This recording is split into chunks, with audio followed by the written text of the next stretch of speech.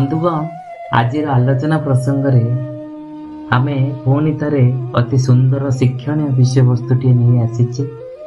ए विषय वस्तुटी आम समस्त अति गुरुत्वपूर्ण जानिबा शिखिबा विषय वस्तुटी।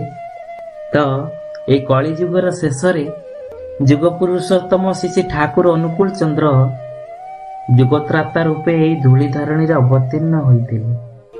ए जुगर सर्वश्रेष्ठ जननी माता मनमोहिनी देवी ज्येष्ठात्मज रूपे परम दयाल श्री ठाकुर अनुकूल चंद्र ताकर कंफु कंठरे घोषणा करती मनीषर सकल दुख सकल जंत्रणा अशांति तथा सकल समस्यार कारण हेउची तार प्रभुति केंद्रिक जीवन। तेणु मु आसीची सेमानकर दुख दूर करिबा पाई। ए जुगे जुगे त्रिताप जर्जरित मानव समाजर जंत्रणा विदीर्ण अंतरात्मार आकुल आह्वान आकुल प्रार्थना त्राही त्राही डाकरे परम पिता परम धाम ओह्लाई आसंती। एई धराधाम को जुगत्राता रूपे जुग समस्यार समाधान करिबा पाई। एणु श्री ठाकुर बाणी देले भारतर अवनति सेई समय आरंभ होईची।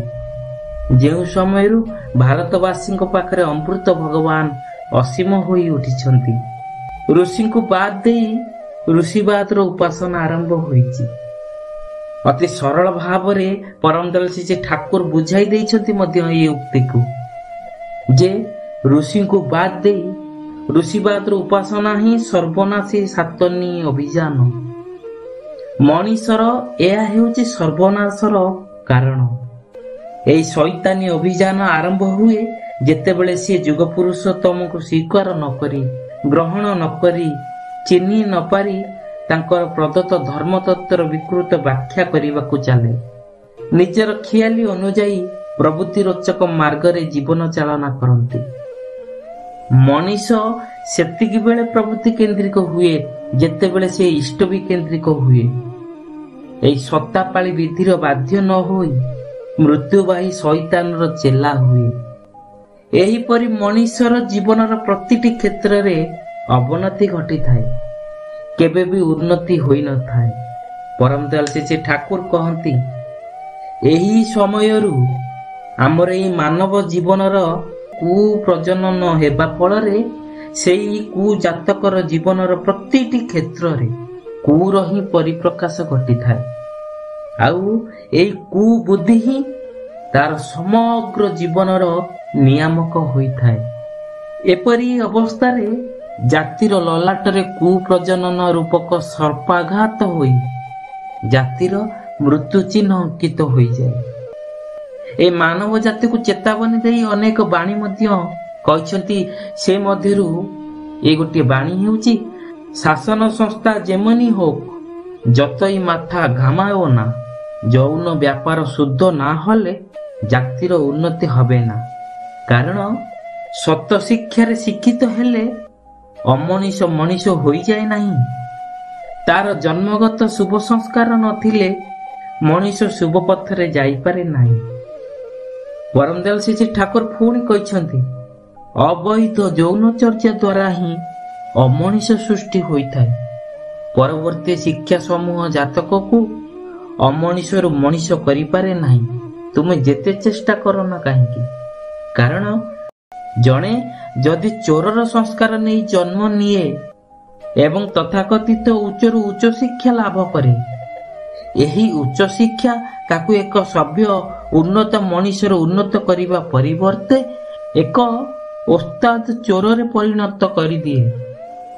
सेतिपाई एपरि भयंकर विपर्यय रक्षा पाइबा पाई तथा सर्व समस्यार समाधान करिवार प्रथम एवं प्रधान अवश्य करणीय हेउची आम मानक समस्तक मध्यरे शुभ संस्कार युक्त मनीषर प्रजनन निमित्त आवश्यक हेउची आदर्श भित्तिक वैधि विवाह। यार मूल मंत्र परम दयाल श्री ठाकुर ए विवाह को नहीं अति स्वतंत्र भावरे गुरुतर भावरे अनेक बाणी देइछंती। आउ एही अनेक संस्कार मध्यरु विवाह संस्कार जो गोटिक शेष संस्कार ଅତି ଭାବି ଚିନ୍ତି ଦେଖି କରିବାକୁ କହିଛନ୍ତି। ବିବାହର ସଂଜ୍ଞା ନିରୂପଣ କରିବାକୁ ଯାଇ ପରମଦୟାଲ ଶ୍ରୀ ଠାକୁର ମଧ୍ୟ କହିଛନ୍ତି, ବିବାହ ମଣିଷର ପ୍ରଧାନ ଦୁଇଟି କାମନାକୁ ହିଁ ପରିପୂରଣ କରେ। ସେଥିରୁ ଗୋଟିଏ ହେଉଛି ଉଦ୍ବର୍ଦ୍ଧନ, ଅନ୍ୟଟି ହେଉଛି ସୁପ୍ରଜନନ। ଅନୁପଯୁକ୍ତ ବିବାହ ଏ ଦୁଇଟିକୁ ହିଁ କ୍ଷୀର୍ଣ୍ଣ କରି ତୋଳେ। ସାବଧାନ ହୋଇଯାଅ, ବିବାହ ଖେଳନା ଭାବ ନାହିଁ, ଯେଉଁଥିରେ ତୁମର ଜୀବନ ଓ ଜନନ ଜଡ଼ିତ। ପରମଦୟାଲ ଶ୍ରୀ ଠାକୁର ପୁନଶ୍ଚ କହିଛନ୍ତି, ଇଷ୍ଟ ସ୍ୱାର୍ଥ ପ୍ରତିଷ୍ଠା ଯାର ପରିଣୟର ମୂଳ, ତାର ବି ଇଏ ସାର୍ଥକ ହୁଏ ବଂଶ ଉଠେ ଜୁଲେ। ଏହି ଉଦ୍ବର୍ଦ୍ଧନ ଓ ସୁପ୍ରଜନନ ପାଇଁ ଯଦିଓ ମାତା ପିତା ଉଭୟ ଦାୟୀ, ତଥାପି ଏ କ୍ଷେତ୍ରରେ ମାତାର ଭୂମିକା ହିଁ ମୁଖ୍ୟ। କାରଣ ସବୁରି ମୂଳରେ ନାରୀ ହିଁ ଜାତକକୁ ଜନ୍ମ ଦିଏ। ଏହି ପରିପ୍ରେକ୍ଷୀରେ ଶ୍ରୀ ଠାକୁରଙ୍କର ଶ୍ରୀମୁଖ ନିଃସୃତ ନାରୀର ନୀତି ଗ୍ରନ୍ଥରେ ଅତି ସ୍ୱଚ୍ଛଳ ଭାବରେ ଉଲ୍ଲେଖ ଅଛି, ଜାତି ନାରୀଠାରୁ ଜନ୍ମେ ଓ ବୃଦ୍ଧି ପାଏ। ତେଣୁ ନାରୀ ହେଉଛି ଜନନୀ। ଆଉ ଏମିତି କରି ହିଁ ଜାତି ନାରୀଠାରୁ ଜନ୍ମେ ଓ ବୃଦ୍ଧି ପାଏ। ତେଣୁ ନାରୀ ଜନନୀ। ଆଉ ଏମିତି କରି ହିଁ ସେ ଜାତିର ଜନନୀ। ତାର ଶୁଦ୍ଧତାର ଉପରେ ଜାତିର ଶୁଦ୍ଧତା ନିର୍ଭର କରୁଛି। ସ୍ଖଳିତ ନାରୀ ଚରିତ୍ରରୁ ବ୍ୟର୍ଥ ଜାତି ହିଁ ଜନ୍ମ ଲାଭ କରିଥାଏ। ବୁଝି ଦେଖ, ନାରୀର ଶୁଦ୍ଧତାର ପ୍ରୟୋଜନୀୟତା କଣ? ନାରୀର ଏପରି କ୍ଷମତା ଅଛି, ଯଦ୍ୱାରା ଜାତିକୁ ଉନ୍ନତିର ଚରମ ସୋପାନରେ ଅଧିରୂଢ଼ କରିଦେଇପାରେ କିମ୍ବା ଧ୍ୱଂସମୁଖୀ କରିଦେଇପାରେ। ସେଥିପାଇଁ କୁହାଯାଇଛି ସନ୍ତାନ ପରାଧୀନା। ପରମ ଜୀବନ ବିଜ୍ଞାନୀ ଶ୍ରୀ ଠାକୁର ଅନୁକୂଳ ଚନ୍ଦ୍ର ନାରୀ ଜାତି ଉଦ୍ଦେଶ୍ୟରେ ଅନେକ ଉଦ୍ବୋଧନ ଦେଇ କହନ୍ତି, ନାରୀ ଜାତି ହିଁ ମାନବ ସମାଜ ତଥା ସମଗ୍ର ଜୀବଜଗତର ଗର୍ଭଧାରିଣୀ ଜନନୀ। ନାରୀ ହିଁ ସନ୍ତାନକୁ ଜନ୍ମ ଦିଏ।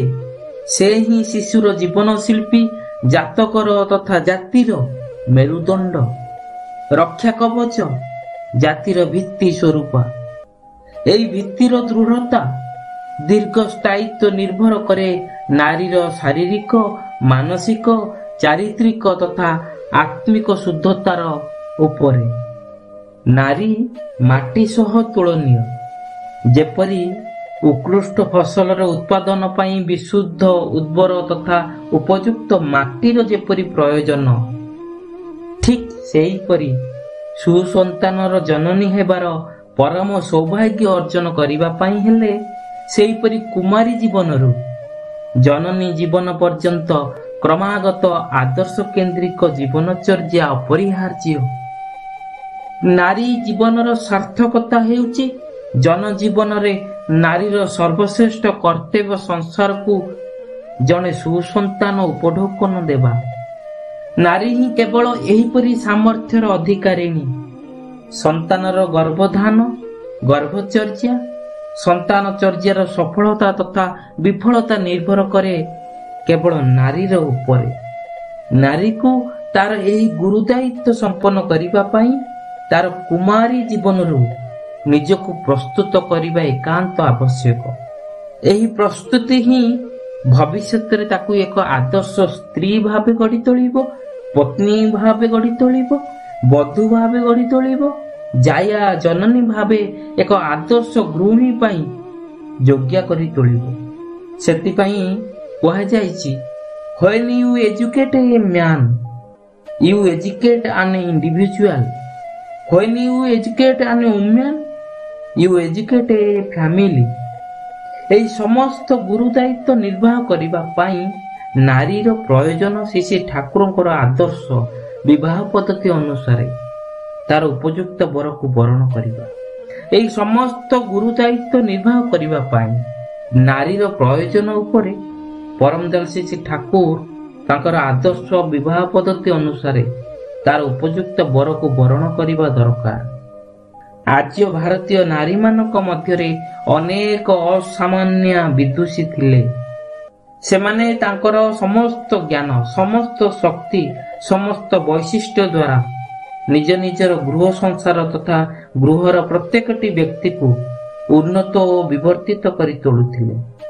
ଯେପରି ତାଙ୍କର ଗୃହ ଥିଲା ସେମାନଙ୍କର କର୍ମଭୂମି ଅର୍ଥାତ୍ ଧର୍ମଭୂମି। ଲକ୍ଷ୍ମୀ ମା ଆମର ମା, ଜଗତର ମା, ଜଗତର ପରମ ବିସ୍ମୟ। ପୁନଶ୍ଚ ଜଣଙ୍କର ପ୍ରଶ୍ନର ଉତ୍ତରରେ କହିଥିଲେ, ସର୍ବତ ଭାବେ ଇଚ୍ଛା ଥିଲେ ମଣିଷ ସବୁ କିଛି କରିପାରେ। ଆଜିର ନାରୀ ଯଦି ପରମ ଆରାଧ୍ୟା ଶ୍ରୀ ଶ୍ରୀ ବଡ଼ମାଙ୍କ ପାଦକୁ ଅନୁସରଣ କରି, ତାଙ୍କର ଆଚରଣକୁ ଅନୁସରଣ କରି ପାଦରେ ପାଦ ମିଶାଇ ଚାଲିବାରେ ବ୍ରତୀ ହୁଏ, ତେବେ ଆଜିର ସମସ୍ୟା ବହୁଳ ମାନବ ଜୀବନ ସର୍ବ ସମସ୍ୟା ମୁକ୍ତ ହୋଇ ସମସ୍ତ ସମସ୍ୟାରୁ ଜୀବନକୁ ମୁକ୍ତ କରି ଗୋଟିଏ ସୁନ୍ଦର ଜୀବନର ଅଧିକାରୀ ହୋଇପାରିବ, ଦେବମାନବରେ ପରିଣତ ହେବ।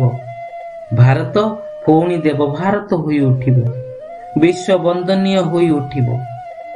ଆଉ ତେବେ ଯାଇ ଏ ବିଶ୍ୱ ଗାଇ ଉଠିବ ବନ୍ଦେ ପୁରୁଷୋତ୍ତମ। ତେବେ ବନ୍ଧୁଗଣ, ଆଜିର ଏହି ଭିଡିଓଟି ଆପଣମାନଙ୍କର ହୃଦୟକୁ ନିଶ୍ଚୟ ଛୁଇଁ ପାରିଥିବ। ସେଥିପାଇଁ ଗୋଟିଏ ଛୋଟିଆ ଅନୁରୋଧ କରିବୁ, ଏହି ଭିଡିଓଟି ଆପଣମାନଙ୍କୁ ଭଲ ଲାଗିଥିଲେ ଆପଣମାନଙ୍କର ଆଶୀର୍ବାଦ ଭଲ ପାଇବା ନିଶ୍ଚୟ ଦେବେ।